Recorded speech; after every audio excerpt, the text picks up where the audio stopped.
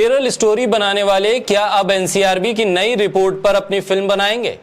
संसद में सरकार के जवाब और तथ्यों के आधार पर पेश किए गए उन जवाबों की फहरिस्त को उठाकर कोई हिम्मत कर पाएगा कि कोई नई फिल्म बने? बेटी बचाओ बेटी पढ़ाओ का नारा देने वाली बीजेपी की डबल इंजन वाली मध्य प्रदेश की सरकार में बेटियां अब नहीं बच रही हैं, उनकी हिफाजत नहीं हो पा रही है। मध्य प्रदेश की शिवराज सिंह चौहान सरकार बेटियों को नहीं बचा पा रही है। क्या कोई इस पर सवाल कर पाएगा? कोई फिल्म बना पाएगा? क्या कोई गोदी मीडिया का एंकर मध्य प्रदेश की सरकार से सवाल कर पाएगा? क्या महिला विकास मंत्री शिवराज सिंह चौहान से पूछेंगी कि आखिर मध्य प्रदेश में हो क्या रहा है? पिछले हफ्ते संसद में पेश किए गए आंकड़ों में एनसीआरबी की रिपोर्ट पेश की गई, जिसमें बताया गया कि 2019 से 2021 के बीच 13 लाख महिलाएं लापता हैं और मध्य प्रदेश में सबसे ज्यादा 1,60,180 महिलाएं और 38,234 लड़कियां लापता हो गई।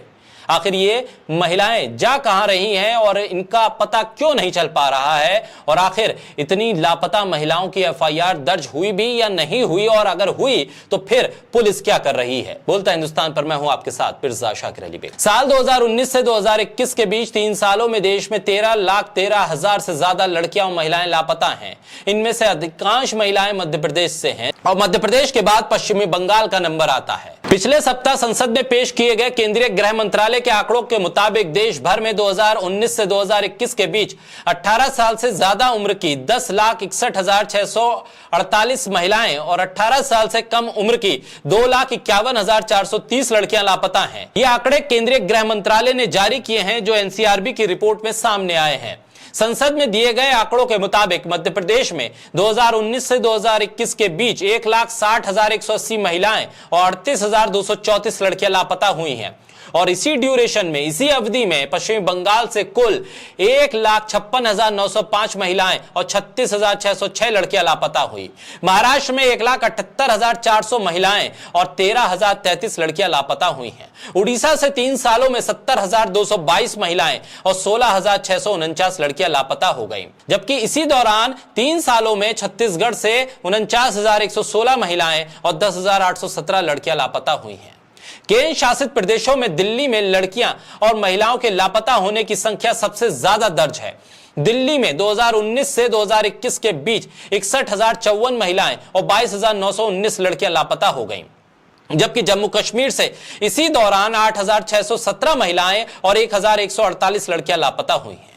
मध्य प्रदेश और महाराष्ट्र 2 ऐसे राज्य हैं जहां से 2019 से 2021 तक सबसे ज्यादा लड़कियां और महिलाएं गायब हुई हैं। देश भर में महिलाओं के साथ हो रहे अपहरण, दुष्कर्म, घरेलू हिंसा, साइबर क्राइम और आत्महत्या के चौंकाने वाले आंकड़े महिला सुरक्षा के सरकारी तंत्र की कार्यशैली पर प्रश्न चिन्ह लगाते हैं। कैसे सुरक्षित मान लिया जाए कि देश में महिलाएं सुरक्षित हैं? मणिपुर से आया वीडियो देखने के बाद सब चौंक गए, लेकिन चौंकने के आंकड़े तो अब सामने आए हैं जब सरकार खुद मान रही है कि 13 लाख से ज्यादा महिलाएं 3 सालों में लापता हो गई हैं, जिनका कोई अता पता नहीं है। आखिर इनके बारे में तफ्तीश कौन करेगा? और अगर एफआईआर दर्ज नहीं हुई है तो इसका मुजरिम कौन है? और अगर एफआईआर दर्ज होने के बाद भी इन महिलाओं का पता नहीं है तो उसके बारे में किसको दोषी करार दिया जाएगा? सरकार कब जवाब देगी और कब महिला सुरक्षा के नाम पर सिर्फ नारे दिए जाएंगे? जमीनी स्तर पर उस पर कोई काम कब नहीं होगा? राष्ट्रीय महिला आयोग इन मामलों को लेकर क्या कर रहा है? क्या सिर्फ मोटी मोटी सैलरी उठा रहा है या फिर इन 13 लाख लापता महिलाओं का पता लगाने की कुछ कोशिश भी कर रहा है? सवाल गंभीर हैं और इन सवालों के साथ सरकार की विश्वसनीयता भी कटघरे में है और सरकार के दिए गए नारे भी कटघरे में हैं। और इस कटघरे में खड़ी सरकार से गोदी मीडिया कब सवाल करेगा?